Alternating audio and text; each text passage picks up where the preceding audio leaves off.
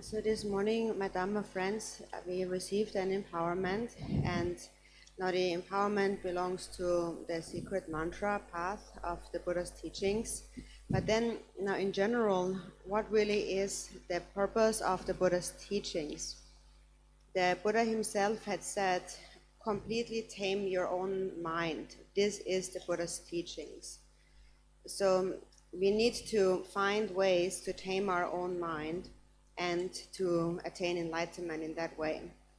And to tame one's own mind means to purify one's own mind.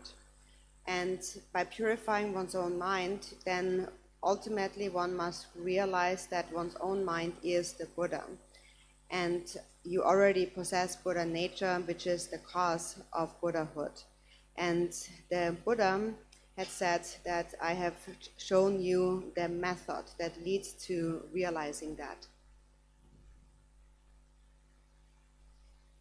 Сьогодні вранці, дорогі друзі в Дармі, ми одержали з вами посвяту Міларепи. І ця посвята належить до шляху таємної мантри Ваджраяни, до одного з шляхів вчень Будди. Як змовив сам Будда, приборкати свій ум, в цьому і полягають вчення Будди. Тобто ми маємо самі приборкати свій ум. І яким чином ми можемо досягти цього? Нам слід очистити свій ум і усвідомити, що наш ум – це і є Будда, і пізнати свою природу Будди. І Будда дарував нам метод, яким чином ми можемо її пізнати.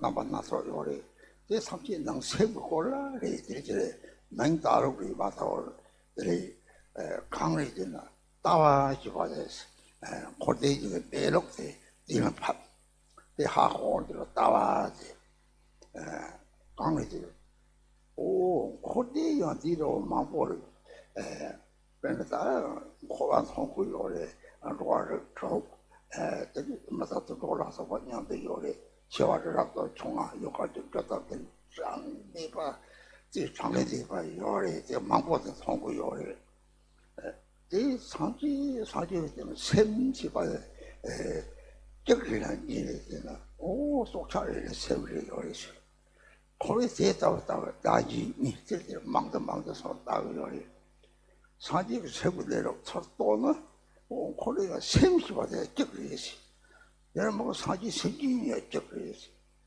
다 줘야 내가 이게 상마 이 찍이 와서 하고 때로 따와 되면 딱 요리 들으더니 처럼 돌들은 세비 냠설님 봐라 따와지 다 주는 이 샘이 여기 하고는 되게 곰지 대사고 나고 잡는지 곰을 영화를 내가 가르치나 지더니 이제서 신었더니 이제 집에 따와지 들들 내가 가르치나 강의가 연결해서 이제서 마시는 강의만 고 연결해 자기가 대사로 선보리 들들 당고 따시야 계시 뭐래서 So in this world, there are many different spiritual traditions, and all of these different traditions are looking at the inner mind. And then they just are called different names. So they resolve the nature of the mind and how things really are in different ways. They give it different names. But what we resolve when we resolve the true nature of things is what we call the view. And so when the view realizes or explains the nature of all phenomena of samsara and nirvana. So knowing that is to realize the view. And now when we look at samsara, there seems to be so many phenomena. There are the 6 realms of samsara and all the beings there. In this world, for example, we have animals and humans living together. And in the animal realm, there is some animals that are very large, like a mountain, and some are very small, like a mustard seed or like an atomic particle. They're very tiny. So it seems that there are limitless sentient beings. We see so many sentient beings. And the Buddha had explained that, however, there is only one mind. And so now it seems that all of these beings, they have a mind. And when the Buddha had said that when you realize the nature of your mind, then you realize that there is only this one mind. When you project outward and you divide samsara and nirvana, self and other, then it multiplies. Then there are more and more things. But ultimately, the Buddha had said that Buddhas and sentient beings all are actually one. They have that same mind. So when you realize that, you have realized the view. And so this is given the name, we call it the view. But in brief, now when we engage in practice, first we need to understand that view, resolve it. We need to understand the nature of mind. And then we need to habituate it. We need to never let go of it, of awareness of it. Always hold on to awareness of the natural state in whatever you do with body and speech. So in this way, whatever you do, you engage in it while sustaining knowledge of the basis, the fundamental nature of the mind. So you sustain awareness of this. And if you sustain awareness of the basis, then whatever you do actually will become, you will do it without much difficulty. But on the other hand, if you do not know the view, that basis, then you will always encounter difficulties no matter what you do. So this is what the Buddha had taught. And so in the beginning, it is very important that we first understand that view.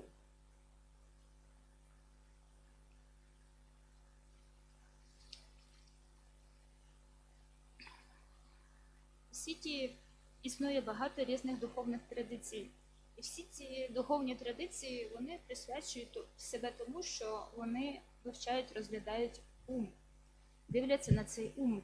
Проте вони визначають, чим є ум по-різному, вони дають йому різні визначення, різні позначення. І саме те, яким чином духовна традиція визначає те, чим є істинна природа речей, це і складає погляд, філософське переконання цієї духовної традиції. І коли ми говоримо, що ми пізнаємо істинну природу речей, то це рівнозначно тому, що ми удійснюємо погляд, удійснюємо філософське переконання. Коли ми дивимося навколо себе, то ми бачимо безліч різних явищ. Наприклад, ми бачимо, що є безліч істот. Мовиться, що є 6 світів, в яких мешкають незліченна кількість істот. Деякі з цих істот великі, як гори, інші маленькі, як найменші частинки. Проте Будда вчив, що ум, він єдиний, він однаковий. І коли пізнається природа ума, то тоді і приходить усвідомлення того, що насправді ум, він один, він однаковий у всіх істот. І якщо ж ми не пізнаємо природу ума, саме тоді ми починаємо чинити всі ці проекції і бачимо безліч явищ. Ми бачимо різноманітні явища сансари та нірвани. І перед тим, саме в цьому полягає філософський погляд пізнати істинну природу. І саме до цього ми маємо докладати зусиль перед тим, як ми переходимо до практики. Передусім нам слід усвідомити, що є істинною природою ума. І після цього, як ми її усвідомимо, втілювати це пізнання, те, що ми зрозуміли за допомогою свого тіла та мови. І ця істинна природа – це те, що називається основою. І потім своєю поведінкою ми підтримуємо усвідомлення цієї основи. Якщо ми здатні чинити таким чином, то все, що ми робитимемо, воно все буде не складним, не буде позбавлено будь-якої складності. Якщо ж ми не знаємо, чим є ця основа, то тоді ми будемо зустрічатися з безліччю складнощів. Саме цьому вчив Будда. І через це усвідомлення погляду є дуже важливим. Тren sanji chomdin dega subara tren chiti kham tora bang bora tren kong ka tin de chu chu bo je che je dong re je che dong chang me ba tren ka ba tamar tren ju su sa je subare che sa je chun dor ni no ngone shi go ya de dong jiu ma do yo ma re shi o chiti kham na dong ta de me me do de gang xie pa si 측르타대 동직대 동직마 바로 공부해 대다답지 공부를 좀 연하지다 논리지 측대 연구 말이 오 콩을 까도 이제 또 하나 보송 어디 동직 하고 주셔서 말이지 동직대 고대기 내로 돈다고 대바지 하고 책서 말이 대체도 하고 말해서 대하고 성실히 가이기 꼴을 그려래 책 가까이에서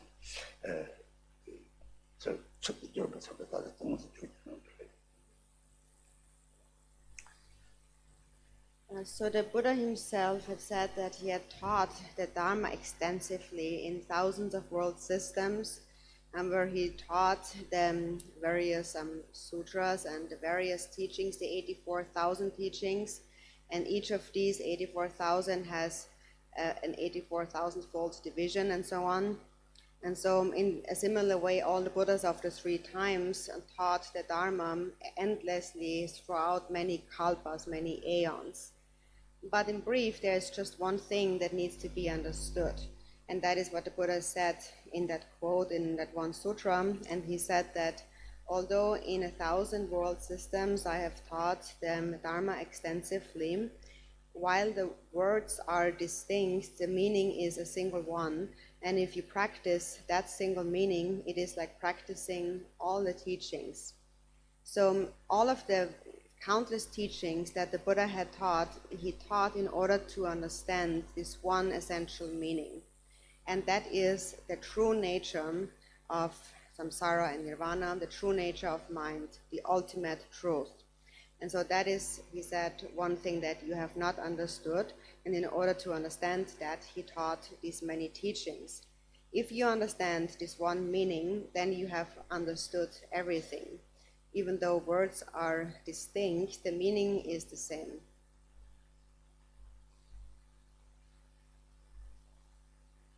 І Будда вчив Дармі в безлічі світах, незліченній кількості світів. І говориться, що він дарував 84 тисячі різних вчень. І до цього додається, що кожна з цих 84 тисяч вчень ще має безліч 84 тисячі розділів. Тобто це образно говориться, що він дарував безліч різних різноманітних вчень. І як сам Будда мовив, хоча я вчив Дармі в безлічі світів, я вчив Дармі дуже розгорнуто, дуже детально, смисл всього, сенс всього, чому я вчив, він лише один.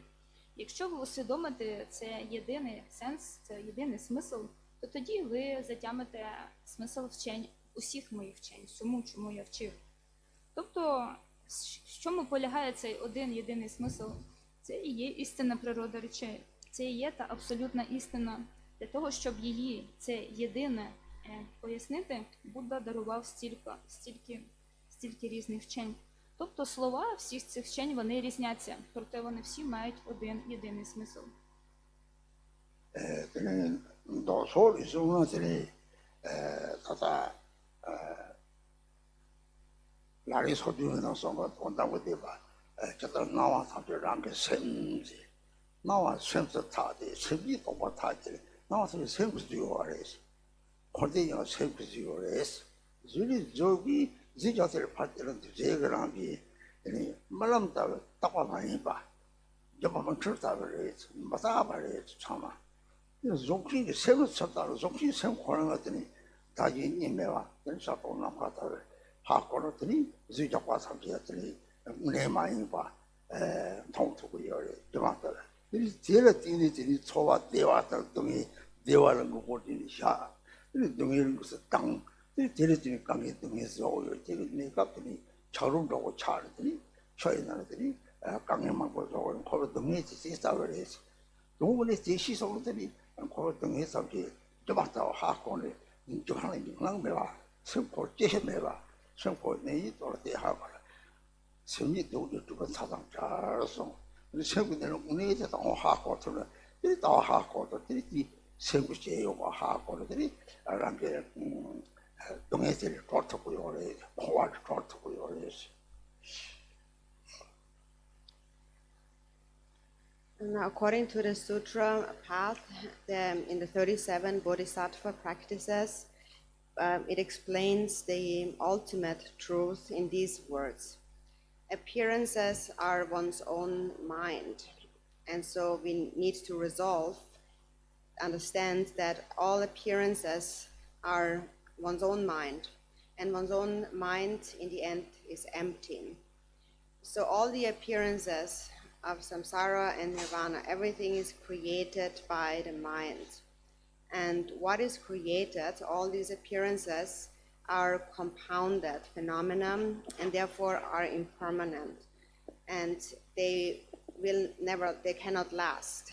They will not always remain. They appear just like a dream or like an illusion and do not really exist. Everything is just like a dream-like appearance. And then when you look at the mind that has created all of these appearances, there is no duality of self and other within that. And when you realize the mind that is clear and empty, then you will also be able to see that all that is created, all the appearances, do not really inherently exist. They appear just like illusions or miracles, like a miraculous play. Otherwise, if we don't realize this, then we will always be attached to the experience of pleasure, and we will have an aversion, try to avoid suffering or pain. And due to these fixations in the mind, we create a lot of difficulties. So temporarily, the mind is like a block of ice floating in water, and floating in water, the ice blocks always encounter difficulties. So the suffering of samsara is just like this.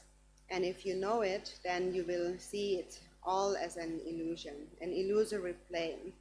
When you know the true nature of samsara, you will become fearless, because you realize that the mind cannot die and it is never born. So appearances are one's own mind.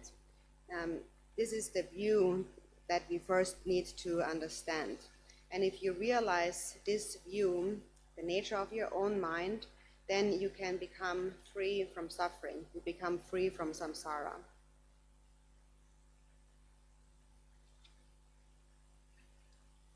І сутраяні, вчення сутри, які дуже добре викладені в тексті під назвою 37 практик бодхісаттв, так пояснюється, чим є ця абсолютна істина. Говориться, що всі прояви – це є ум. І слід усвідомити, що це саме і є, що всі прояви є умом, тоді як сам ум по своїй суті він є порожнім, він не є порожнечою. І це означає, що всі явища, вся самсара і нірвана, вони всі є створені умом, вони є всі породженнями ума. І всі ці прояви, всі ці явища, вони є обумовленими, тобто виникають внаслідок причин і обставин. І через це вони є мінливими, вони не є стійкими. Вони з'являються подібно сновидінню, подібно ілюзіям і зникають. І насправді в умі немає жодної двоїстості, так само, як немає жодного розділення на я та інші. В цій істинній природі немає жодної двоїстості. І також ці всі явища, які по своїй природі вони порожні, недвоїсті, вони також не мають жодного самосущого буття, тобто вони не існують незалежно. Це просто магічні прояви. Оскільки ми не усвідомлюємо це, то ми чіпляємося за них, як за дійсно існуючі. Ми чіпляємося за щастя, і ми намагаємося уникнути страждання. І через це наш ум подібний до глиби льоду, що плаває в воді. Він не може рухатися вільно, він весь час на щось наштовхується, в його русі завжди виникають якісь перепони, труднощі. Проте ж, якщо ми усвідомлюємо, що всі явища є всього лише ілюзорними проявами, тоді ми віднаходимо те, що називається відвага, безстрашність. Ми усвідомлюємо, що наш ум ніколи не зникає, що всі прояви, які ми зустрічаємо, це лише наш ум. Саме в цьому усвідомленні і міститься погляд. І коли ми пізнаємо цей погляд, то ми звільняємося від страждання, ми звільняємося від сансари. 그래서 또 소리 롱당을 빠지는 파바들 우미 싸와서 다들 자가 참가 롱을 빠지는 파 우미 싸와 응마산이 이것은 하사마 사자체 보지 이 생포고 내로랑 하시지라 빼야들 지면 다한 거요 응마니 뭐 좁아시 보고서 이제 동가리도 오 사실은 샘티 하고 내가 맞잡사 라도 세 찌고 같은 고대 영화 맞잡사요 잡대에서 나가지고 있어. 역시는 오 고대 기타비라고 세우는 소문들이 있어. 그래서 얼마든지 이 생각까지 되네. 특담진 샘든 저 같이담을 세우고 하시라. 이나 나카라기 차대래. 나카라 톡톡도 말이 제시요 말이 그것들이 때려 중탕치도 잡아래.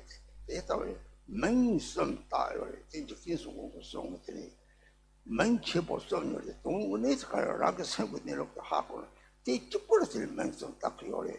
바 맹지라 그래요. 말이 적동사고 해서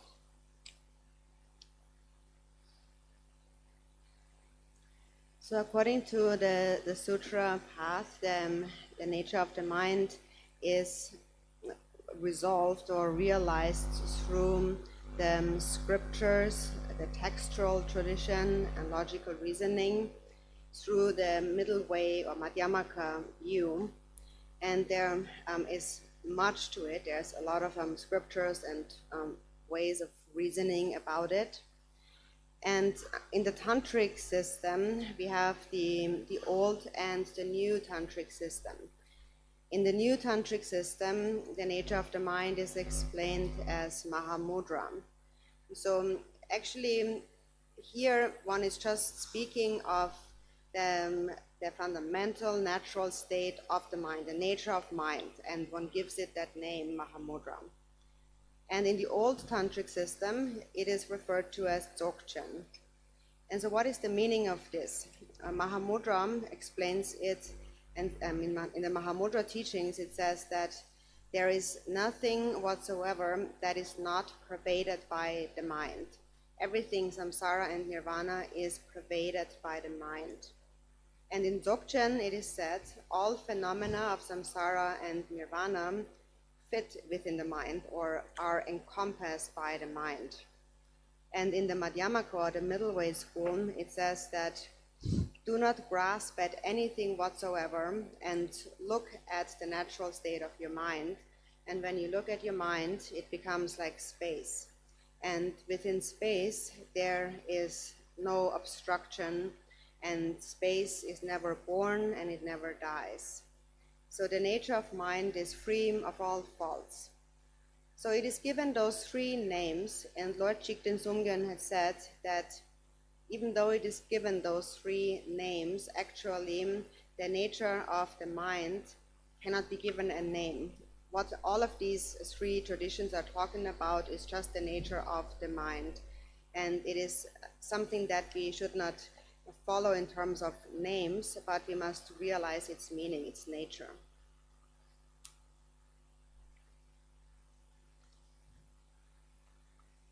Згідно традиції сутри, в сутраяні, природа ума пізнається завдяки вивченню текстів та обґрунтувань. І також завдяки вивченню такого погляду, як філософський погляд Мад'ямики з серединного шляху. І є дуже багато різних обґрунтувань щодо того, чим є істинна природа. І з тому, що стосується тантри, то в тантрі виділяють дві традиції. Нову традицію сарма та стару традицію нігма. І в новій традиції, в традиції сарма, говориться про те, що природа ума – це є магамудра. Тоді, як в традиції нігма, в старій традиції говориться про те, що природа ума – це є велика досконалість Дзogchen. І як магамудра визначається? Магамудра говориться, що всі явища, все, що проявлене, існуюче, все охоплене, все є проникнуте умом. Ум охоплює все самсару і нірвану. Тоді, як в традиції великої досконалості Dzogchen говориться, що всі явища, вся самсара і нірвана, все є включеними в ум. Тобто вони всі разом включені в ум. Тоді, як традиція Мад'ямики серединного шляху говорить про те, що не чіпляйтеся за явища, а просто дивіться на свій ум. І таким чином ви пізнаєте, що ум не народжується, не зникає, і він вільний від будь-яких перешкод, від будь-яких перепон. Він подібний простору, який безкінечний, не має жодних перешкод. Тобто у нас є оці три різних визначення про те, як мовив Джіктен Сумгон, хоча назви, імена різні, природа ума єдина, і ця природа, вона поза межами будь-яких назв, поза межами будь-яких імен. Тому слід не чіплятися за слова, за назви, а слід пізнати сам сенс, сам смисл того, чим є природа ума.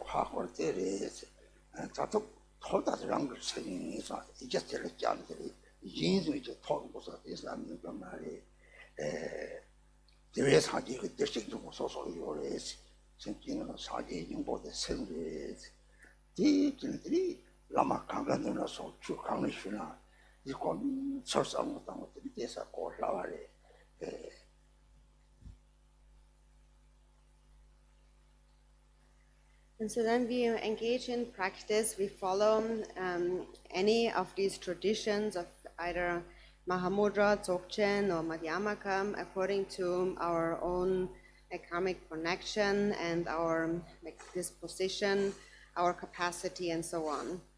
So there is many different methods that are being taught, but the ultimate fruition to be attained is a single one. All of these methods are taught in order to realize the nature of mind.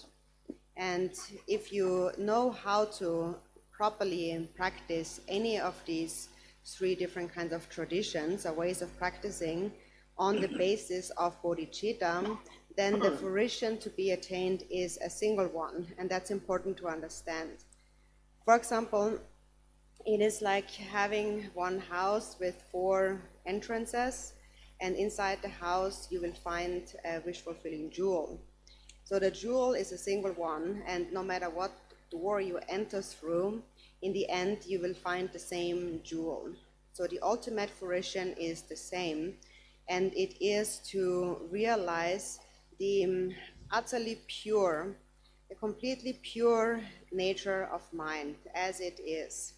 That is the ultimate fruition. The ultimate thing to be gained is your own mind. So you shouldn't think, therefore, that there is something else to be gained. All that is to be gained is your own mind.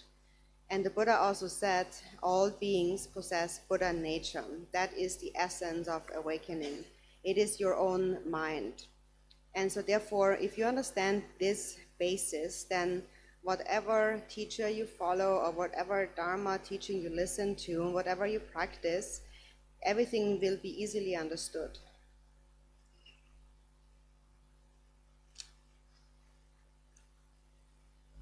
І коли ми вдаємося до практики, то чи ми слідуємо традиції магамудри, чи дзогчен, чи школи мантряники, то це не має жодної різниці, тому що наш вибір однієї з цих 3 систем просто обумовлюється нашими схильностями, кармічними зв'язками тощо. І всі ці системи вчать безлічі методів. Проте всі ці безліч методів, вони всі ведуть до лише одного плоду. Хоча методів багато, плід, тобто результат лише один. І всі ці методи, вони лише вказують на одну єдину природу ума. Якщо ми знаємо, вміємо застосовувати ці методи істинним чином на основі бодхічити, то тоді ми всі досягнемо одного єдиного плоду, одного єдиного результату. Це подібно на те, що є дім, будинок, в якому 4 різні входи. І уявіть, що посередині цього будинку міститься дорогоцінність, що виконує бажання. І незалежно від того, через які двері ми увійдемо до цього будинку, в результаті ми знайдемо одну і ту саму дорогоцінність, що виконує бажання.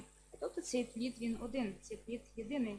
Це є та чиста, незаплямована природа, те, як все є насправді. Це і є природа ума. І немає нічого такого, що ми можемо знайти десь поза межами свого ума. Ми нічого не знаходимо нового.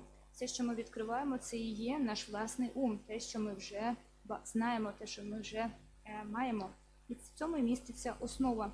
Якщо ми усвідомлюємо те, чим є основа, то незалежно від того, якому вчителю, за яким вчителем ми слідуємо, які вчення дарми ми практикуємо, ми будемо розуміти саму суть.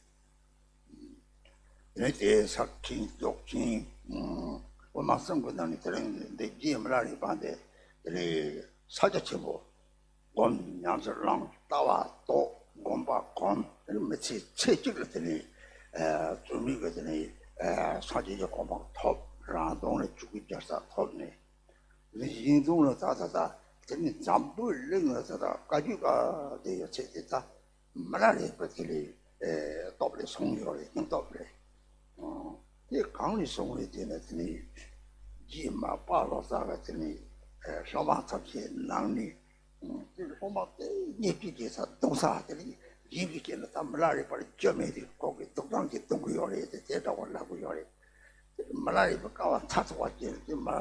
마바케 딱불 동덕해서 보마 공을 이랑 원그로 가면 되니 내제는 다다 나타나 따고 Mиларепи 뉴르라 사제데 소수요송 애들아 차가리 쳤대. 제 다다 때문에 하래야 요래. 오, 단나파 사제가 춘디라.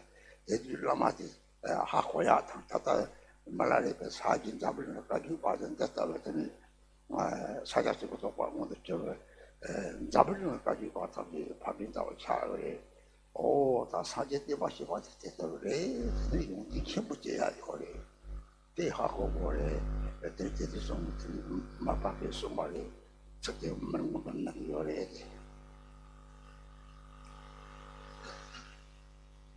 And so of these three approaches of Mahamudra, Dzogchen, and Madhyamaka, today we are speaking of Milarepa's songs, and that explains the view of Mahamudra. And Milarepa was a yogin who had first realized the view, and then he had habituated to it through practice. And as a result of his efforts, he attained the state of Buddha in this very lifetime, in his lifetime.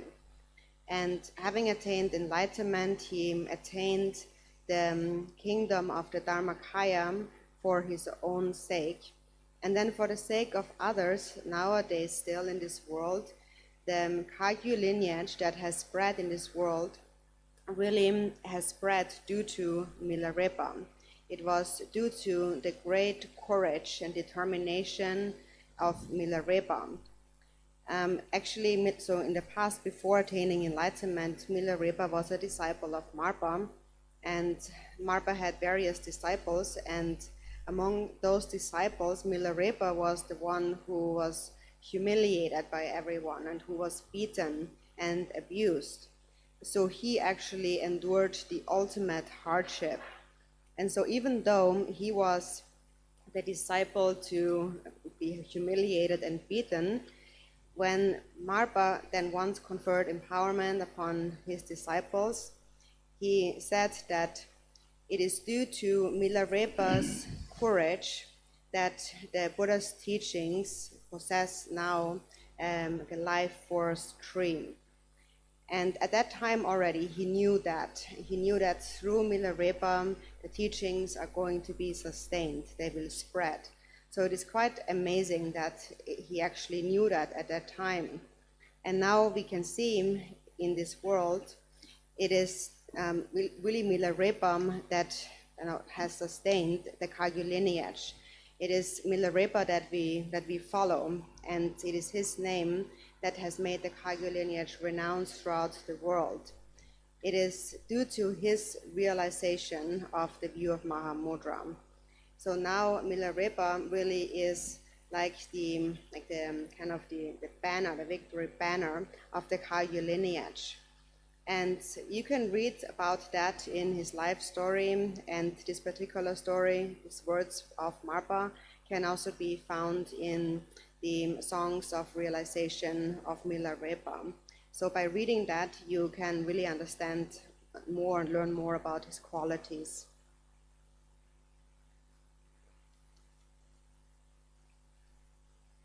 І з цих трьох названих підходів, Магамудри, Дзогчен та Мад'ямаки, пісні Міларепи – це те, що висвітлює погляд Магамудри. Вони належать до традиції Магамудри. Тому що Міларепа був йогіном, який спочатку удійснив погляд, усвідомив погляд і вже потім практикував його. І він досяг завдяки цьому просвітлення за одне життя. Для себе, для свого власного блага він удійснив Дharmakаю. Тоді, як для блага інших, він затвердив лінію Kagyü. Тобто, завдяки Міларепі, лінія Kagyü, вона дійсно прославилася всьому світу завдяки його наміру, завдяки його зусиллям. Міларепа був учнем Марпи, і у Марпи було багато різних учнів. Міларепа був той, над ким всі сміялися, той, над ким всі знущалися. Проте якось, коли Марпа дарував всім своїм учням посвяту, він сказав, що вчення Будди в майбутньому буде зберігатися завдяки Міларепі. Завдяки Міларепі вчення Будди будуть подібні до життєздатного дерева. Тобто ще тоді, коли він лише був разом зі своїми учнями, він вже знав про це. І зараз ми бачимо, що саме завдяки Міларепі лінія Kagyü все ще процвітає в світі. І завдяки реалізації магамудри йогіна Міларепи зараз лінія Kagyü, вона майорить як переможний прапор. І пісні Міларепи – це те, де ви можете ясно прочитати про смисл того, про що я говорю.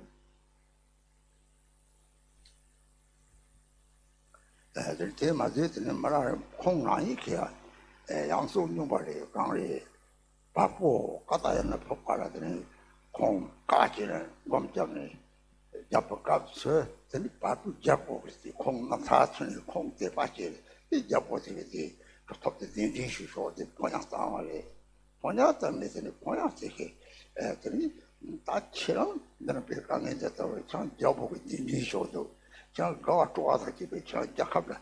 네 쇼도 호 코로미지 야오 코만 맞아오래 말랑 코로 저기 자시요 코랑 자사한테 맞아 봐래 코로 가만히 번야와서도 코로나 두 광고 가라메 두 야오는 저기 장장 야오 때문에 무슨 야오 타고 먹게 내비게 되지요래 이 책대 다다 주나 대리가 공부도 살래요. 얘는 다다 디니지 자고대 약합당지 강부 철선 이원을 동고 차차래. 얼마나 주제 자시지 다른 가봐도 망고라든 체도 나버렸더니 답에 다른 거요래.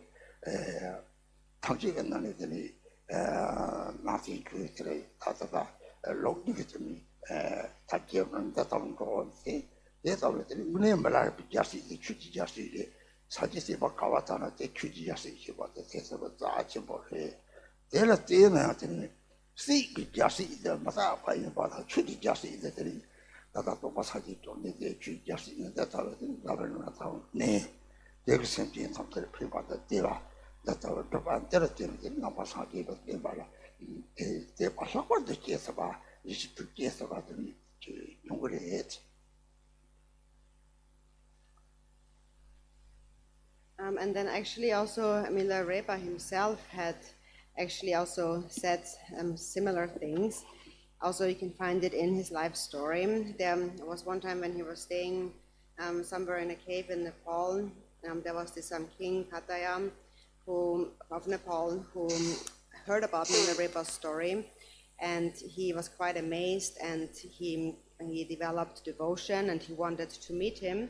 So he sent his messengers to invite that yogi to come visit his kingdom. And so then those messengers went to the presence of Milarepa and then extended the invitation of the king to visit the kingdom. And then Milarepa replied to that, "I'm not going." And he said that moreover, he is not the real king, I'm the real king, because I hold the kingdom of the Dharma. His kingdom is impermanent. And when hearing that, the messengers got actually quite angry, and they scolded Milarepa and said that you're just a beggar and have no food to eat, and now this king offers you an invitation, so you better go. So at that time, they really humiliated him. But now when we look at it from our perspective, when we hear those words, then at that time, Milarepa was just in that cave eating nettles. But nowadays, the palace of that king is all gone. Not even the ruins are left. It's all gone. And Milarepa's kingdom, as he had predicted, actually still exists in the present day. And it will continue to exist and spread in the world. The Dharma will continue to spread, just like the two traditions are continuously spreading in the world. So Milarepa has attained the kingdom of the Dharma. That is the kingdom of the Buddha's teachings. And wherever the Buddha's teachings are spreading, that is where that kingdom is spreading. So the worldly kingdom is impermanent, but the Dharma kingdom will continue to remain. And the Dharma kingdom of the Buddha's teachings will remain within this world and spread and continue to bring about the benefit and happiness of sentient beings. So when you hear words like that, when you know that, then an even deeper faith in the Buddha's teachings, and an even deeper trust and belief will arise in you.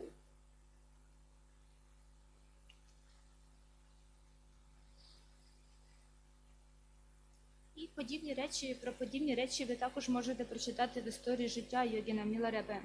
Якось є одна з таких історій, що якось коли Міларепа практикував в печері, один з правителів Непалу почув про нього і почув відданість, віру і захотів з ним зустрітися. І через це з такою метою він відправив до нього посланців.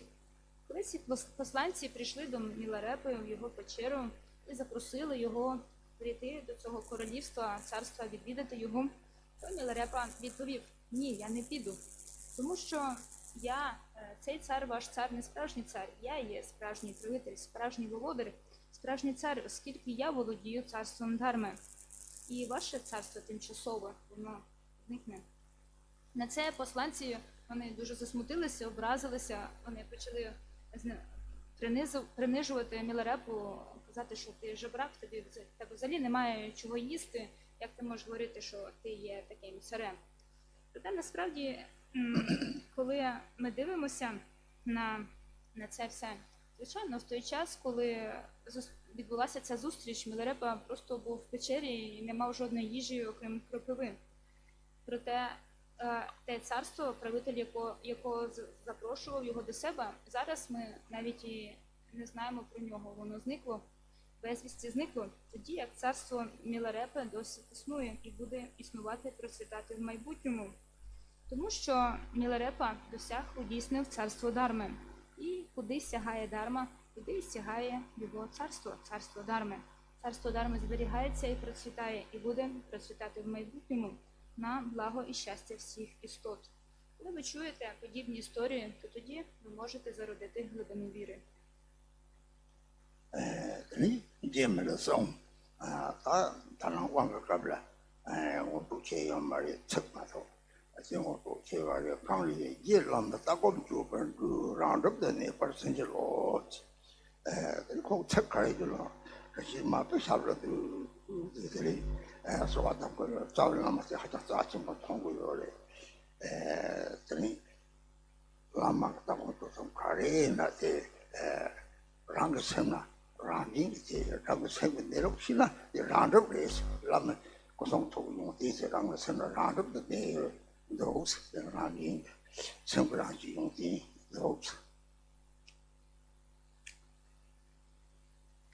And so we come to now the song of Milarepa, and we are going to speak about the second song, which is on page 7 in English first. The words that we mentioned today during the empowerment, but that we didn't really explain further. And so it begins with, "Beloved Lama, bless me to naturally rest in the view, meditation, and conduct you have lived."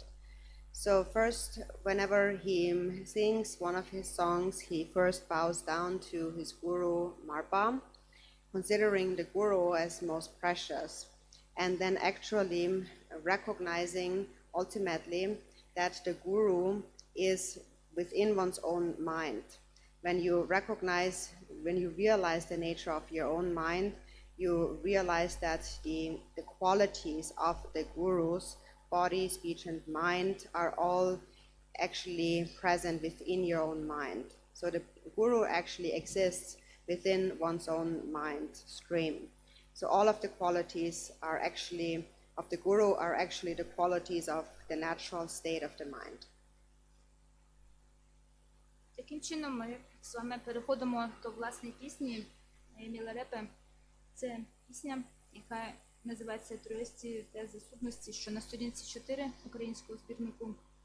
І тому що в цій пісні містяться ці слова, які ми вже з вами чули сьогодні під час посвяти, проте я їх ще не пояснював.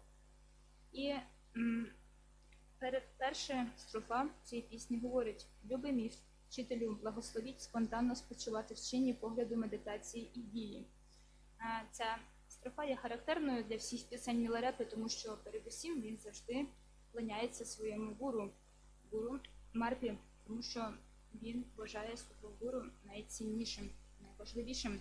При цьому він пам'ятає про те, що абсолютний гуру – це і є його власний ум, його власна природа. Коли пізнається природа ума, то тоді пізнається те, що всі якості тіла, мови та ума гуру вже перебувають в власному умі, вже містяться в власному умі. Всі якості тіла, мови та ума гуру – це і є власна природа ума. Тавандere zersam da gombandere zersam da chubandere zersam da revedere zersam da so trinje kangli de zer shiba de ta ningbo zao tawa go shama zha mangbo do de ningbo ni de ta de sha ningbo jiang jiang de ko ge se lang de ko ni ha ko ti dong dong wo men yang zhe lang je ba tong de da la yong go yo le ben na 맨날 고속고 차량 오다 지나면 내가 대형을 뺐다 그래 제시바들이 화장동 땡 사보 해가 대하고는 본절 매봐 되는 줄 매봐. So it says, the nails to be driven related to the view are three. The nails to be driven in meditation are three. The nails to be driven related to conduct are three. The nails to be driven in terms of a result are three. So this term nail here, it means like the core essence. So even though there are many different kinds of views, this is the core essence, the heart essence. So we are speaking about the heart essence here. And it is something that he himself had realized and practiced, and he himself had attained fruition, the result, and now based on that attainment, he is now giving these instructions. It is just like, for example, a person first gets very rich, and then he's able to also give a present to others. So he had realized that, which is like a nail, and that nail, it refers to the very profound essential meaning. And when you realize this essential meaning, you have realized the changeless or unchanging nature.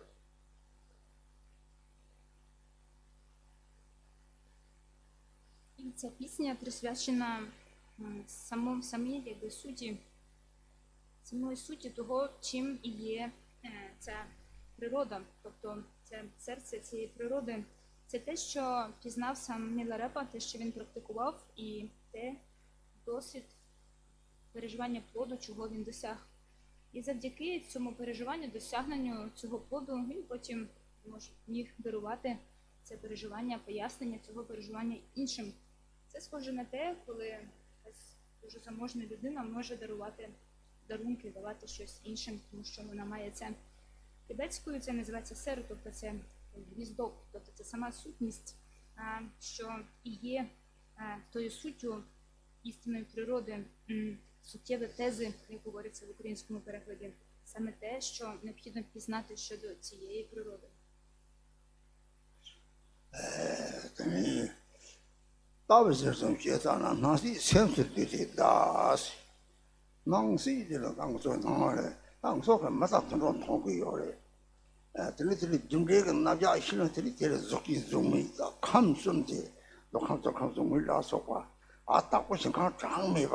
요바세 상속 책고랑도 답보시간 강매 바꿨다 생각 설유몽 독스물 재미들이 내 성격도 로를 돌아서 장미 받더니 준비가 나야 시나 들이 하고ထုတ်ပြီးရောလေ 대방은 무슨 마사도 양도 통고래 열 느끼니 됐다는 통이 봐라 선홍 직진은 나게서 이오래 네 속이 주소서 뭐 생기지요래 나리지요래 선홍 직진인데 좀 튕고 내다 박차게 저거요래 왜 가리 저거요래 어느 지 뭐라고 주니 겁니 사는 이 겁이나 양 뭐라고 주고 니가 죽지고 그래서 대신에 꼬라자로요래 말외스 다다 산이 샷산의 체득이 좀 통야 요만 물랑난지 로래 이런 그 생각 박차 요요래 세금 박차 가리 요래 되는 거다 오 롱바 디그 오마 유크린 롱바 임삼티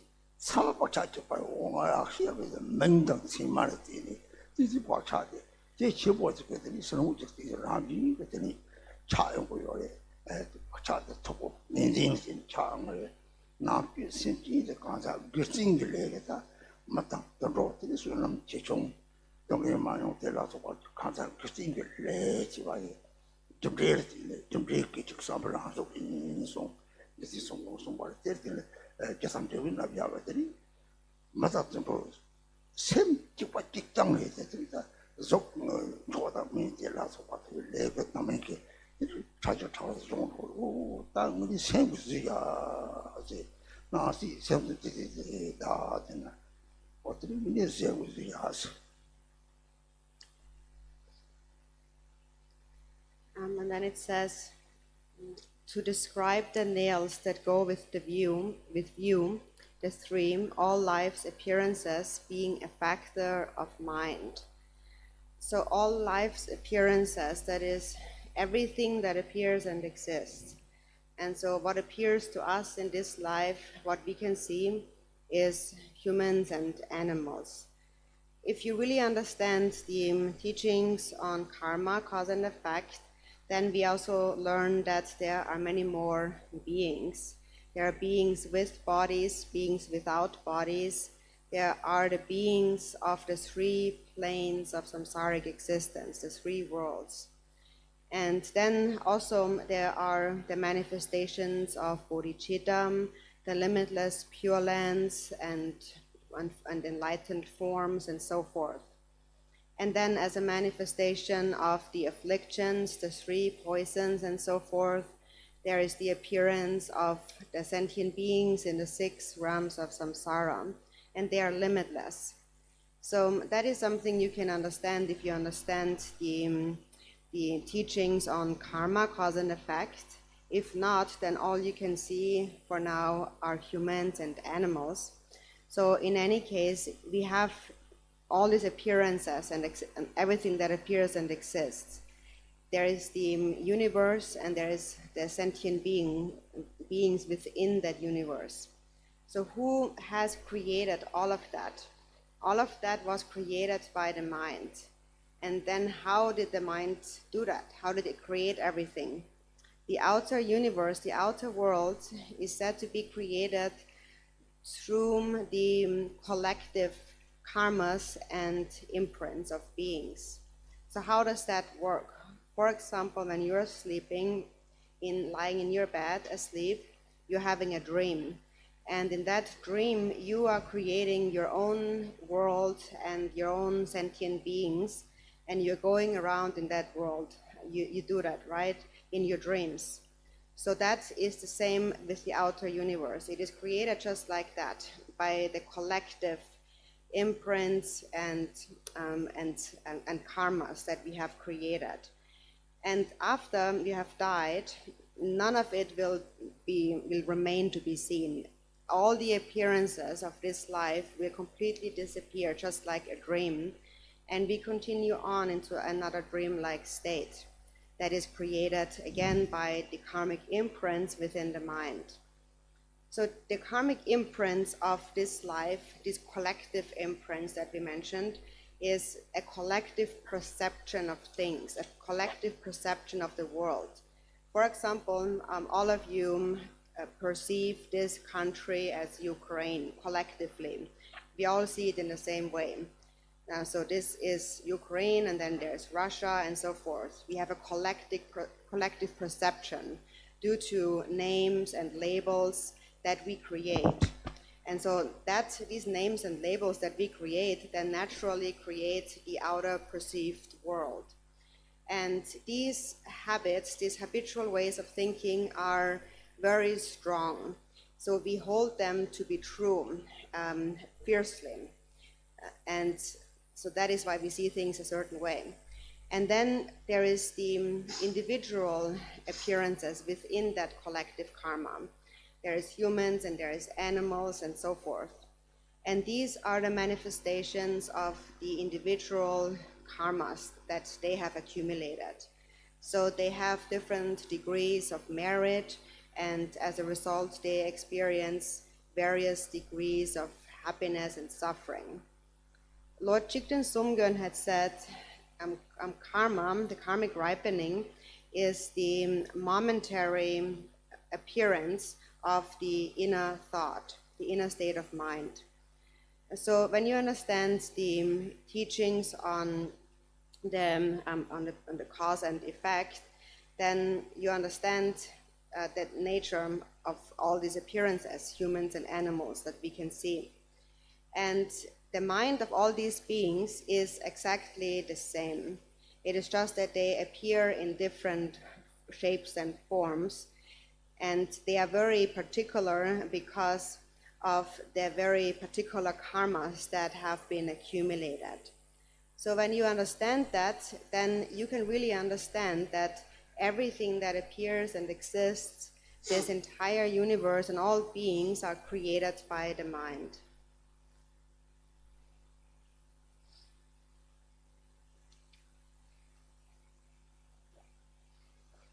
Якщо ми подивимося довкола себе, то ми можемо бачити різноманітні явища. Наприклад, ми можемо бачити різних істот. І на власні очі ми можемо побачити лише людей та тварин. Якщо ж ми отримуємо вчення про карму, то в цих вченнях ми можемо знати те, що є безліч інших істот. Є істоти, що мають тілесну подобу, мають тіло, ті, що її не мають. І, тобто, всі істоти, вони дуже різняться, і лише ми можемо побачити два типи істот на власні очі. Силу прояву бодхічіти існують чисті будові землі, тоді як в силу проявів трьох отрут існують ці істоти в 6 світах самсари і всі їхні страждання. Якщо ми віримо в ці вчення, то ми можемо вірити в те, що є безліч, різноманітна кількість різних істот. Якщо ж ні, то ми лише бачимо людей і тварин. І все, що проявляється і існує, весь всесвіт, тобто зовнішній світ і всі істоти, що його населяють. Чому вони виникають? Хто їх творить? Хто творець цього всього? Творцем цього всього є ум. Саме ум творить зовнішній світ. Він виникає в силу карми та звичних тенденцій. І саме через кармічні відбитки визрівання карми, і ми бачимо цей світ довкола себе. Це схоже на те, як ми творимо світ у вісні. У вісні ми творимо власний світ, істот, що його населяють, і ми мандруємо цим світом. Так само і в житті, який виникає в силу цих відбитків. У людей, у істот може бути спільні відбитки, спільне сприйняття. І в силу цих спільних сприйняттів ми можемо погоджуватися щодо якогось певного розуміння. Наприклад, ми всі з вами погодимося, що країна, в якій ми зараз перебуваємо, це Україна. Ми її так сприймаємо, це сприйняття є спільним. Також і інші країни, які ми визначаємо певним чином, також в силу спільних відбитків, спільного сприйняття. Тобто це спільне сприйняття зовнішнього світу дуже сильне. Ми маємо спільні відбитки і сприймаємо світ однаковим чином. Окрім цього спільного сприйняття є ще індивідуальне сприйняття. Те, що різниця від істоти до істоти. Наприклад, люди та тварини, вони сприймають світ по-різному в силу визрівання індивідуальної карми. І також в силу того, що у нас у всіх з вами різна заслуга, і через цю заслугу ми можемо мати більше чи менше щастя, страждати в більшій чи меншій мірі. Як мовив Джетsun Milarepa, визрівання карми зумовлює всі зовнішні проявлення, які проявляються в силу нашого ума. Через це люди і тварини різняться, вони відрізняються своєю кармою. А проте слід затямити те, що всі зовнішні проявлення, все, що проявляється і все, що існує, це все є лише ум.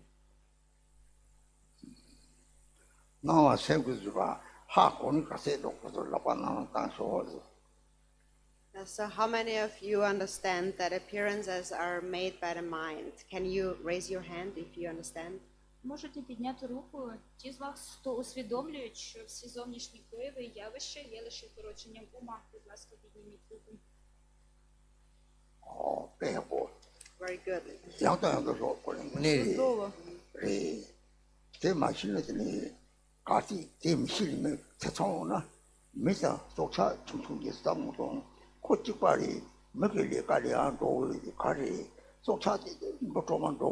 집바 직장이 이 코트에서 소남구 최종구 제차 미기 삼파당 미기를 저를 막아 사와 좀이 개발했더니 먹다 하여지 덮고요. 그래서 삼파 미기 세미방들이 사지에 공방들이 다고시 가면 삼파당 미기를 덮고요. 단지 센나들이 해당 차도들 총 나만 족 매와 족 차우처럼 동양을 와서 족 키몰라고요. 동양 미들이 동해요 봤대서 봤지 납치되어 차로요. 대회는지 맞아 들어봐 개발시나 오단 들어오라고 맞지는 가 사바디 이제 고독되다 보자 시그래. 대도 마시바 탐쪽에 상호 양대양도 동네 시골에 생분에다 생돌 다 도대 사바디 이제 봐. 대외지 하고 특별히 준비하고 요래 가자. So if it is still a bit unclear, then you should really think about this again and again. If there is doubts in your mind, and keep thinking about, for example, the difference between a human being and a very small animal, like an insect, an ant, for example. Actually, we are exactly the same. A person, for example, also is going to work. And an ant also is doing the same thing, it's going to work, but in a different way. And that is because of the difference in merit. That is why the ant looks like the ant and we are human being. But really what we are striving after is the same thing, we are the same. And the reason why we are now humans is because we have done something with body and speech that come from at least some love and compassion. As a result of that, we attain the bodies of humans and gods and so on. And then if you develop immeasurable love and compassion, then you attain the state of a Buddha. You take birth in the Pure Lands. And on the other hand, if you develop and cultivate more and more negative thoughts of self-grasping and stinginess and hatred and jealousy and so forth, then the body that you attain will get increasingly smaller and smaller until it becomes without body, until it is invisible. Actually, it is said that even that tiniest body that we perceive as a very, very small body actually is still considered very big because we can still see it. And so it becomes more and more subtle, and then suffering increases. For example, there is the intense suffering that a bardo consciousness experiences. And so it is important to, for now, understand the difference between animals and humans, for example. And then if you understand that, and then if you find that I don't want to take birth as an animal, that means I must make an effort to cultivate love and compassion. So if it is still unclear and there is doubts in your mind, then you should consider this, think about this again and again, and recognize that your true companion, your true friend is love and compassion. And so gradually, when you think about it in this way, you will begin to understand the workings of karma.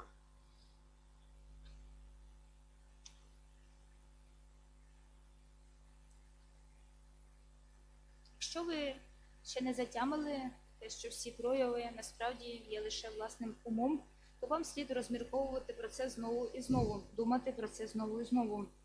Якщо ми подивимося довкола себе, наприклад, якщо ми порівняємо людей та комах, наприклад, таких маленьких комах, як мурахи, то вони можуть здатися відмінними від нас, від людей. Проте насправді вони дуже подібні до нас. Так само, як ми чинимо, робимо якусь працю, роботу, так само працюють ці комахи, мурахи. І чому ми маємо людське тіло, а вони його не мають? Те, що ми маємо людське тіло в цьому народженні, лише є наслідком того, що ми щось робили з любов'ю та співчуттям в минулому. Саме через це ми мали змогу народитися людиною. Саме через любов та співчуття ми народжуємося в вищих світах Богом чи людиною. І якщо наша любов та співчуття вони безмежні, то тоді ми маємо змогу народитися в чистих будових землях та в кінцевому рахунку досягти стану Будди, будового просвітлення. Тоді ж, якщо ми вдаємося до неблагих вчинків, Наприклад, якщо ми породжуємо гнів, заздрість, жадібність, тощо, то в результаті цього наше тіло, воно все менше і менше. Від народження ми досягаємо меншого тіла, поки взагалі не втрачаємо тіло, не стаємо безтілесною істотою. Кажуть про те, що ці безтілесні істоти, вони сильно страждають, як, наприклад, в посмертному проміжному стані, стані Бардо. І якщо ми дивимося таким чином, то нам здається, що люди і тварини відрізняються. І якщо ми не хочемо народитися твариною, то нам слід докладати зусиль до плекання любові та співчуття. І думайте, розмірковуйте про це знову і знову, що вашими справжніми істинними друзями є саме любов і співчуття. Якщо ви розмірковуватимете таким чином, то ви усвідомите те, як працює карма. 생리싸움은 나서 생물에도 가려야 돼. 오, 난또 누구도 쉽게 씹어싸고 남시 있지. 나 생물 내려가도 남시 서로 이제 남아 삼시 하고 내가 가야지 시와 이 시합 진짜 올라서 와서 남는 이거래. 씹어싸고 그 하고도 씹어지 생리싸움은 안 된다. 얘는 무성에 봐도 씹어싸고 다니니 너가 못 되나. 그리고 싸워서 똥바한테 나도 가도 간다. 똥바치는 쌀똥 나가다가 차는데 다시 이메일 하고 사다가 하고. 생물은 내려오더니 나시 생선도 되어라는 거 생물도 생시 말이 또 뭐다 지와리 내다가 하고. 생기 싸움은 안 됐다. 저는 무성에 봤다.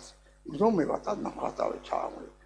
나 칼이 이유로 말이 생기 싸던데 맞았던 생적에서 하고 그러나 우리가 참았다니 어디냐 생물 저기 하고 나와 하고 그래서 And it says, in luminosity space is native mind, and in that there is no discrimination at all. So this luminosity space, so what is the actual nature of the mind? It is the clear awareness that is aware of either the presence or absence of thoughts. It is always aware. And right now we refer to it as the consciousness that is projected outwards and discerns various outer objects. And then our level, our degree of intelligence or wisdom depends on the merit that we have accumulated. And so the strength of this awareness that we have.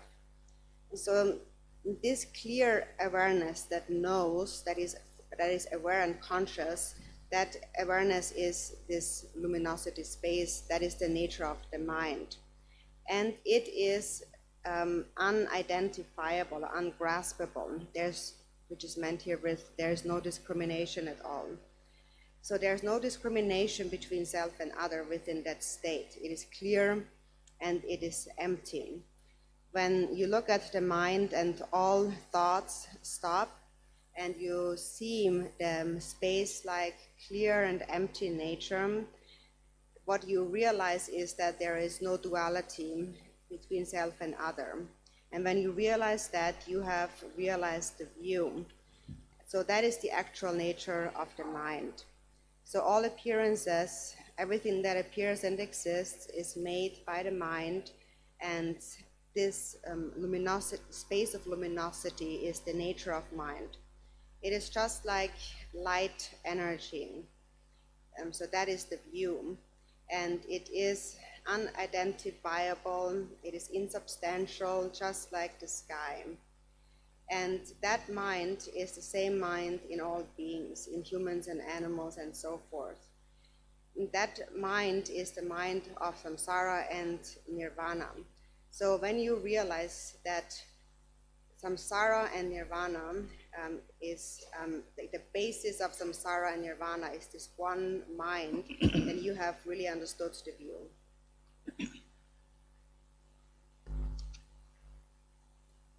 В тексті мовиться: три суттєві тези щодо погляду, всі явища є невід'ємні від свідомості.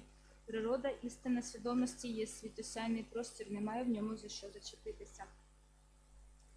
Тут говориться про те, що істинна природа ума – це і є це ясне усвідомлення. Проте зараз воно проявляється як просто наша свідомість, яка направлена назовні, яка породжує всі ці незвичайні проекції, концепції.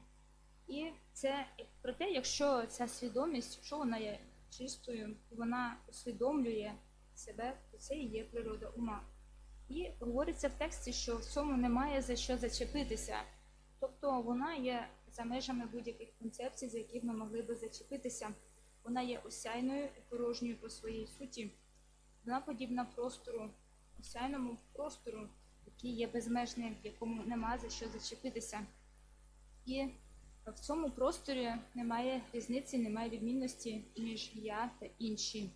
Все, що проявляється в ньому, все, що існує, це і є сам простір, це і є природа цього ума. Цей простір осяйності подібний до енергії світла. І ця енергія, вона абсолютно нематеріальна. Тобто ця природа ума, цей простір, він нематеріальний, він не цупкий. Він дійсно подібний небу, в якому немає за що зачепитися. І цей простір, ця природа ума, він однаковий в людей, в тварин, в усіх істот. І це є ота основа. Якщо ми усвідомлюємо цю основу, ми усвідомлюємо природу ума, то ми здійснюємо справжній істинний погляд. 곰비세서 시에다는 남도 죽을 쪼르다스 곰시바지 따서 샘싸우지 그때 주의제레스 이런들이 따서 남도 가르치는 거들 대화를 차는 거요래 동일을 땅는 거요래 저기 체디 사와고는 남도 마보는 거요래 레도 마보는 거요래 저기들 동행 남반나서 연구를 가르치 연구를 되는 대화 상태 요구 거기서 남도 차장 모드로라 똑같이 진행을 해서 같이 발레 가르쳐 때문에 여러 연구를 했지 그 경문지 연구를 동행 상태에서 남도 유모가지 다들 동행 상태 영함 남도 좋아해 망발한테 유모가지 로요가 하고는 이제 남도 유모가 사고 가면 동네 가리서는 뒤가는 천낭 유모가 되는 거요. 그러나 올봉지 공부 동안에서는 선낭지 해당 동색 소라서 동네 속나 되는 해당지 야, 이 만든 거라서 뭐 감지 돌아서 그거에서도 차도 오는 거지. 유모가 문제는 동네에 여기 유모가 뭐 맞이나 나도 그렇다고 말이야. 동네에서 수시주소 나도 동네를 내 창기로를 하고를 동네지 아니지 동네 양 좋으래 이런 동네 나도 문제는 동네 나도 라사 야 대결들이 안 좋으래 동네들이 대화하는 거를 대화마다 나빠져 봐도 그래 대화하는 것이 가사들 생각나 요렇게 파트는 기선만 동네 문제 대화를 한번 차 대화를 한번 당 가사오지 무슨지 공대 이제 로파지왕도 맞춰라 뭐뭐방도 맞춰왔대 로파사지왕도 사 나도 죽을 거지와대 쳐다올라비는 맞이는 되고 말이야 비교로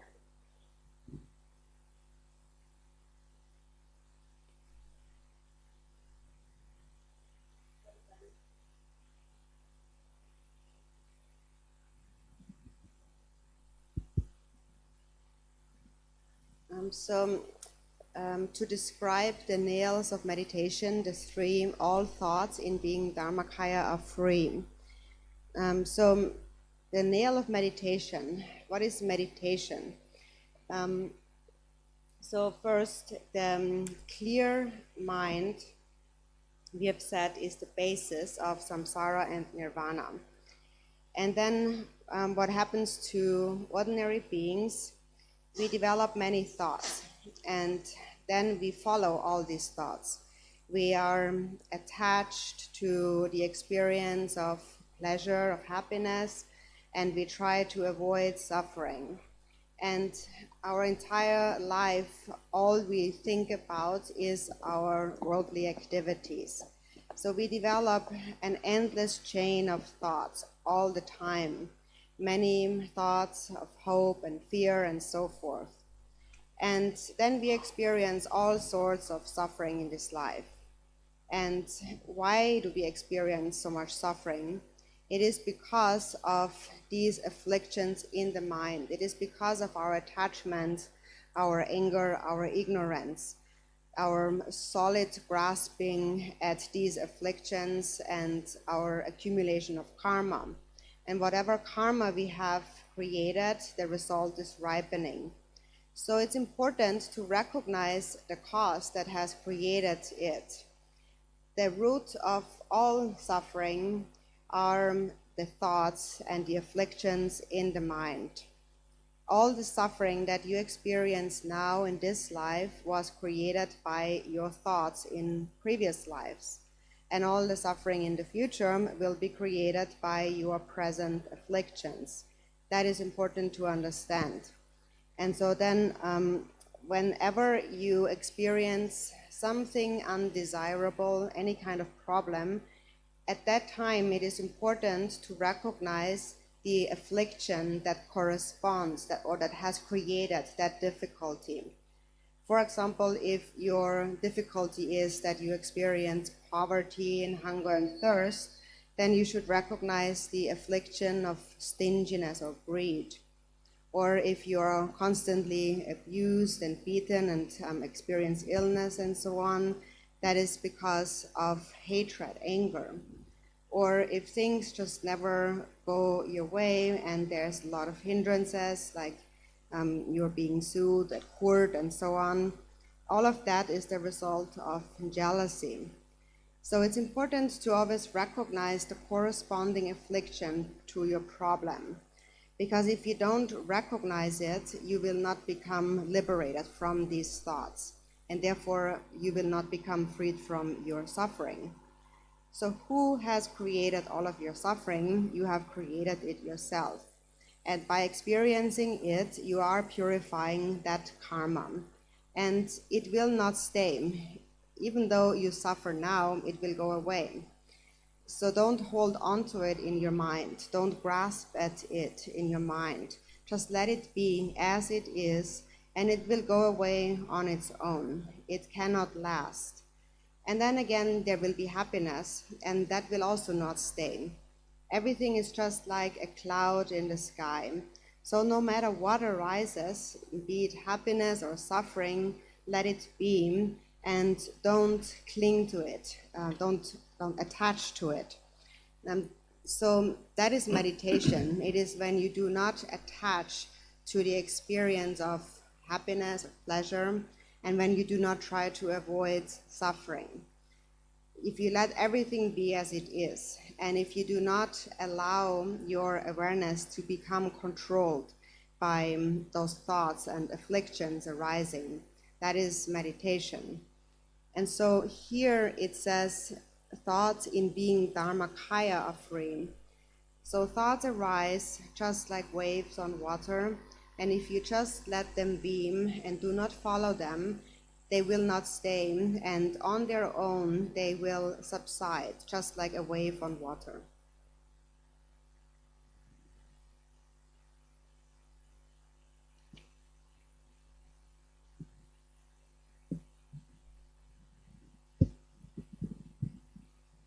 В тексті говориться 3 суттєві тези щодо медитації. Перша – це те, що думки звільняються у дharmakaya. Тобто в цій строфі пояснюється, що таке медитація. Ясний ум, як ми вже зауважили, це є основа самсари і нірвани, всього, що виникає та існує. І проте ми весь час породжуємо різноманітні думки, і ми чіпляємося за ці думки.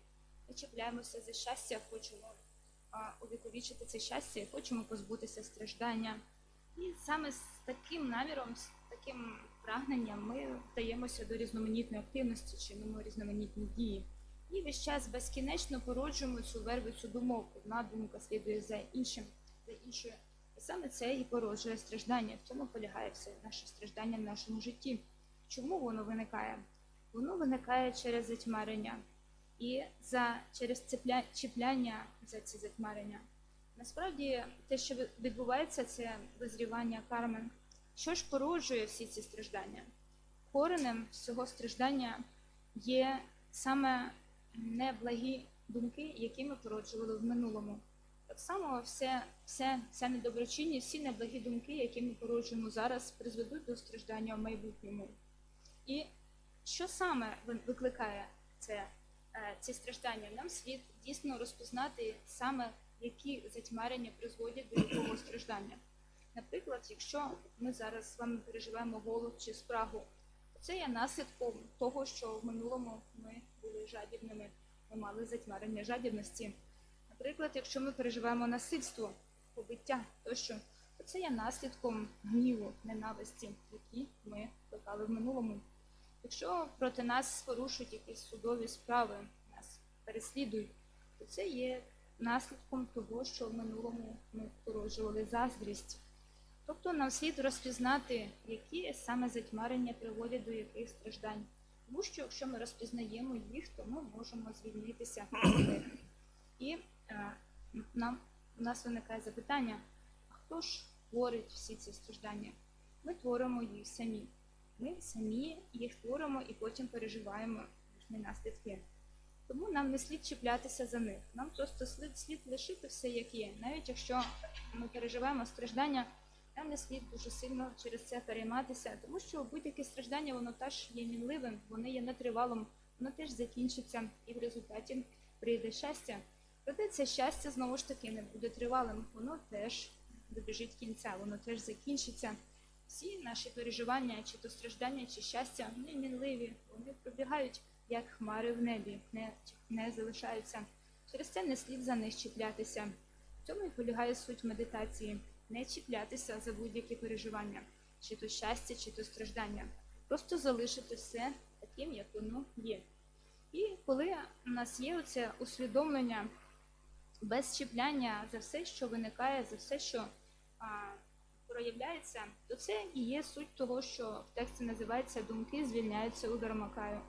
Тобто всі думки, вони подібні просто хвилям на поверхні води. Ці хвилі здіймаються, і потім вони спадають, знов розчиняються в цьому водному просторі. Саме такими і є наші думки, що звільняються в Dharmakaya. 좋을 시간에, 죽을 좋을 시간에 하자 같이 보니 책들이지. 공부하고 못바라 고는 성질이나?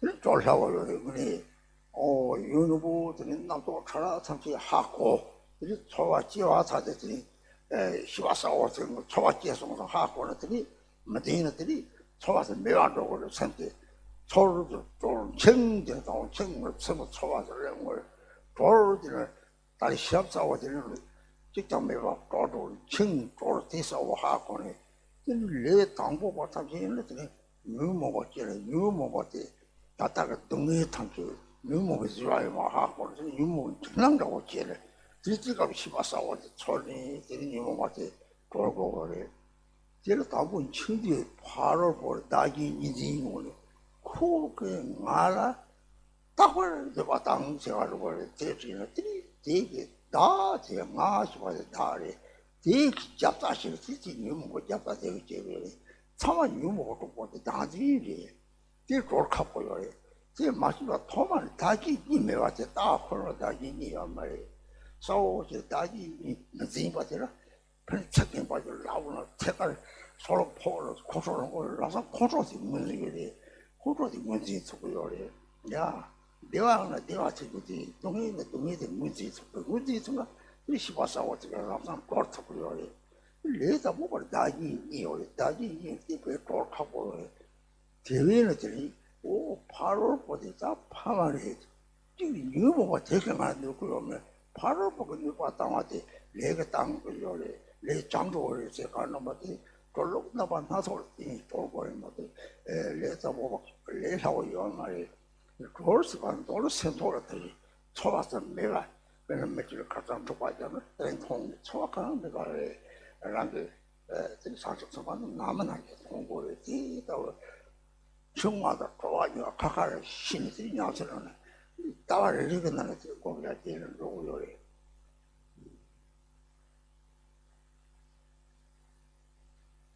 So here, thoughts are thoughts in being Dharmakaya of free. That is very important. Actually, these thoughts are Dharmakaya just in one line, something very important is being conveyed.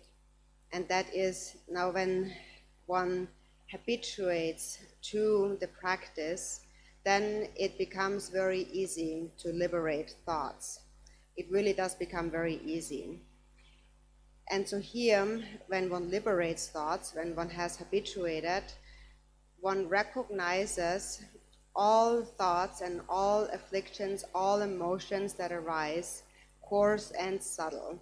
And the very moment that a feeling arises within you, instantly you would recognize it with clear awareness, and you would not cling to it. And then that feeling would go away again. That is called liberation, when the feeling is completely gone.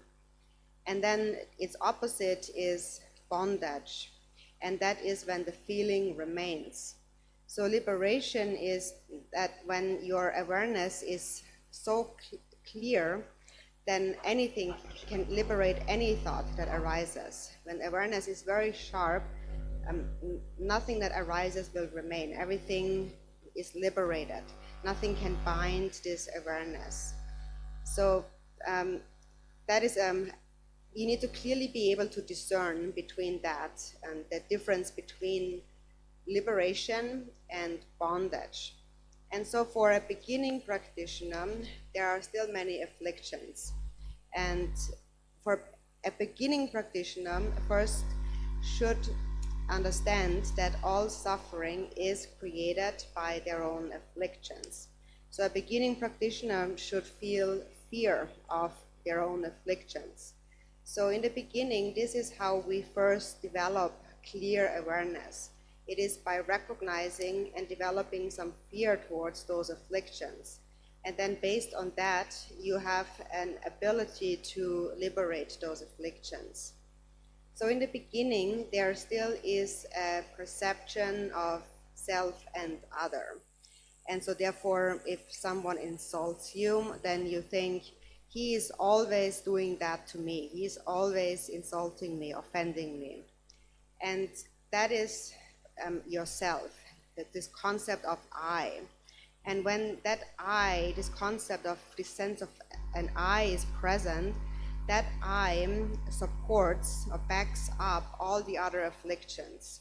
So for as long as it is present, this concept of an I, it is very difficult to liberate the afflictions that arise.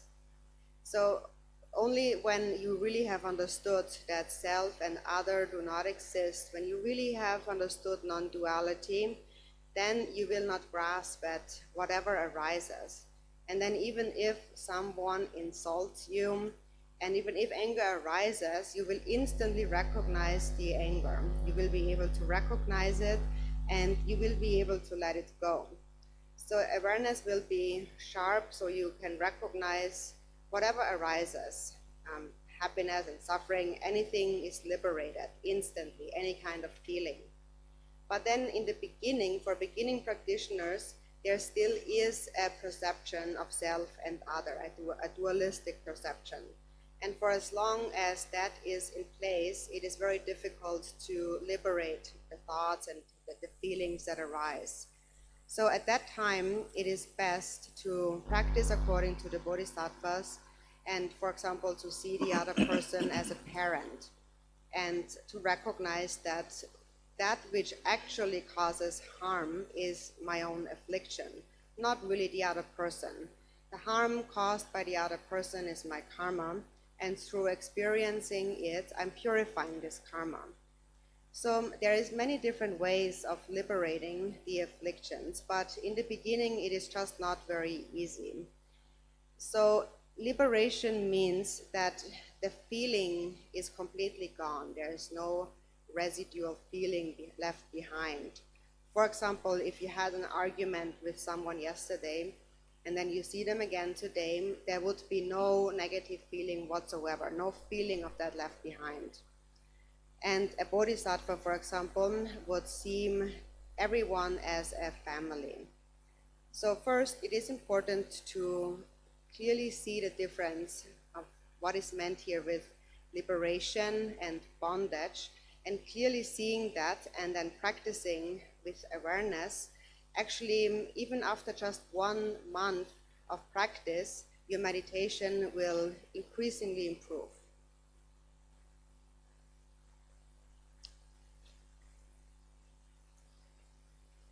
І в цьому одному рядку, що думки звільняються у Дharmakaya, в цьому рядку міститься дуже важливе твердження.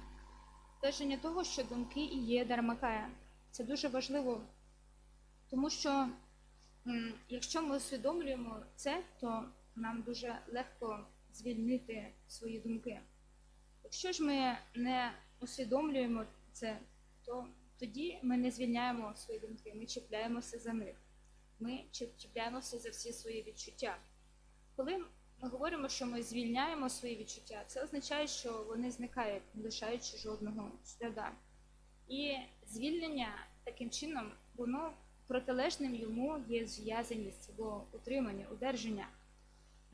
Коли ми ніщо не тримаємо, ніщо не зв'язуємо, то в цьому і полягає суть усвідомлення, чистого усвідомлення. І нам слід дуже добре затямити, в чому полягає різниця між цим звільненням і між цим зв'язуванням, цим удержанням, утриманням. І для початківця це досить складно зробити. Для початківця корисно розуміти, що всі страждання виникають внаслідок затьмарень. І пам'ятати про це, і дійсно плекати пам'ятання, це усвідомлення через того, що затьмарення призводять до страждань. І в результаті зароджувати собі бажання звільнитися від цих страждань через звільнення від затьмарень. І у початківців є це розрізнення «я» та «інші». Наприклад, якщо нас хтось ображає, то ми зразу кажемо «він» чи «вона ображають мене». Тобто робимо цю розрізнення між «я» та «інші». І коли ми тримаємося за це «я», підтримуємо цю ідею, що до «я» нам дуже складно звільнити ці затьмарення, звільнити ці переживання, ці відчуття. Коли ж ми плекаємо недвоїстість, то тоді ми не чіпляємося за все, що виникає. І коли у нас хтось ображає, у нас виникає гнів, наприклад, то ми відразу розпізнаємо гнів як гнів та відпускаємо його, не чіпляємось за нього. І будь-які емоції, будь-які переживання, чи то позитивні, чи негативні, вони миттєво звільняються, тобто вони розчиняються, зникають. Проте для початківців це досить складно, оскільки у нас є двоїсте таке сприйняття, двоїсте чіпляння. Але нам слід вчитися відпускати свої думки, відпускати свої почуття. Принаймні, як початківцям нам слід братися до практики бодхісаттв і сприймати інших як своїх добрих матерів, батьків. І якщо нас хтось ображає, нам хтось завдає шкоду, то розуміти, що це є лише наслідком моєї власної карми. І також усвідомлювати, що через це переживання цієї шкоди, цієї образи, я очищую власну негативну карму. Проте, звичайно, це не є вже таким легко. Коли ми щось звільняємо, наприклад, звільняємо якесь почуття, то воно безслідно йде, не лишаючи жодного сліду. Наприклад, ми вчора посварилися з кимось, проте сліду цієї сварки в нас же немає. Це відчуття, ми звільнили його, ми відпустили його. Через це бодхісаттви, вони плекають ставлення до інших, як до своїх добрих батьків, для членів своєї родини. І саме, якщо ми будемо практикувати з таким чистим усвідомленням, то тоді наша практика медитації буде дуже ефективною. І всього ж за кілька місяців, за 1 місяць такої практики ми зможемо відчути дуже добре покращення в ніч.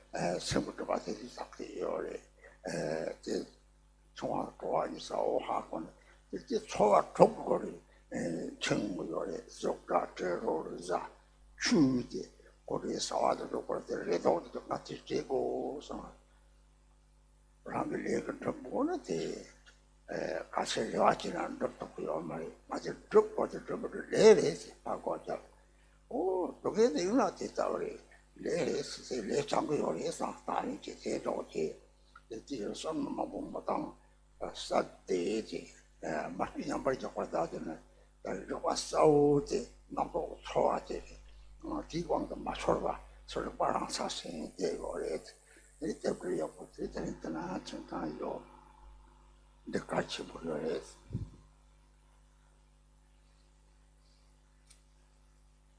And then so awareness is luminous, in its depths is bliss, and resting without contrivance is equipoise. So awareness is luminous, in its depths is bliss, is that a feeling arises and you recognize the feeling, you see it just like a cloud, and then it goes away. And you continue to remain with clarity. And if you continue to remain with clear awareness, then you experience this bliss at the depth of your mind. You experience the ultimate bliss that we mentioned before. And then when you continue to remain within this state of bliss, you are purifying the obscurations from your mind. So again, we need to clearly see the difference between liberation and bondage.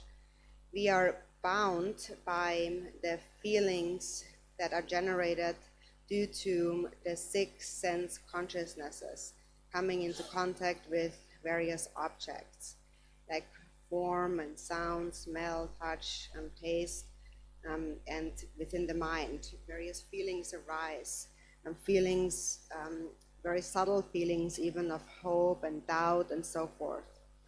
So actually regarding hope and doubt, hope and fear, now if you want to accomplish or do something, then actually you should think that if I am going to be successful, then it is due to my karma. And if it is not my karma, no matter how hard I try, it will not be accomplished. There is no benefit. So if you really understand that it all is determined by karma, then you can close the door to much thinking and just understand that if it is something unpleasant, then that means I'm purifying my negative karma and I can accept that. So it is important not to think too much about the outcome of our hopes and fears and so on. Just remain within this state of clarity and bliss. And then and resting without contrivance is equipoise. So this resting without contrivance is to sustain clear awareness, and with clear awareness you do not become controlled by whatever thought or feeling, emotion arises. So awareness, in other words, awareness holds itself, is held with stability, is maintained with stability. So that is actually a very auspicious point to end the teachings for today, and that is actually an extremely important point.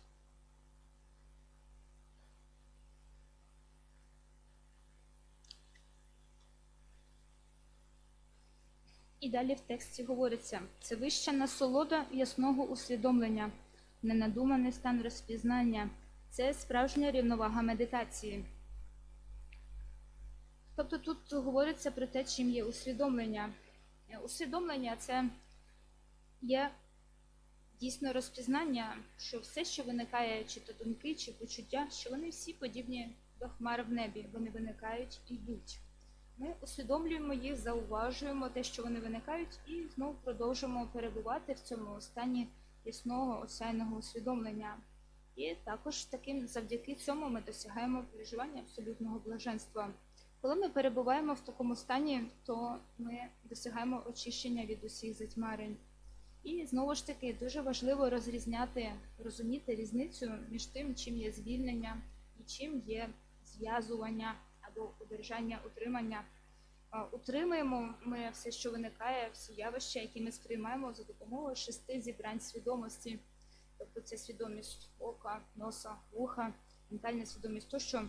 Ці 6 зібрань свідомості зустрічаються з зовнішніми об'єктами, такі як форми, звуки, запахи, об'єкти дотику та явища, що є об'єктами ума. В результаті ми розпізнаємо все, що сприймаємо. Проте, коли нас виникають всі ці різні переживання. Наприклад, коли є якісь неприємні переживання, ми навпаки хочемо, щоб вони були приємними. Коли ми хочемо досягти якогось успіху в тому, що ми робимо, нам слід пам'ятати про те, що все це обумовлюється лише кармою. Якщо у нас є карма для того, щоб досягти успіху, ми його досягнемо. Якщо ні, то ні. І також слід пам'ятати, що коли ми сприймаємо, відчуваємо щось неприємне, то завдяки цьому воно очищується наша неблага негативна карма. Через це дуже важливо не породжувати великих сподівань і не плекати якихось страхів, дійсно відпускати всі страхи та переживання і сподівання і перебувати просто в цьому стані ясного усвідомлення і блаженства. Не чіплятися за ці переживання, а просто перебувати в цьому стані усвідомлення без чіпляння, чи то за приємні, чи неприємні переживання, чи за будь-які думки. І нам слід підтримувати це усвідомлення завдяки опорі стабільності. І це дуже важливо, і це дуже сприятливий момент, на якому нам дуже добре закінчити сьогоднішнє вчення.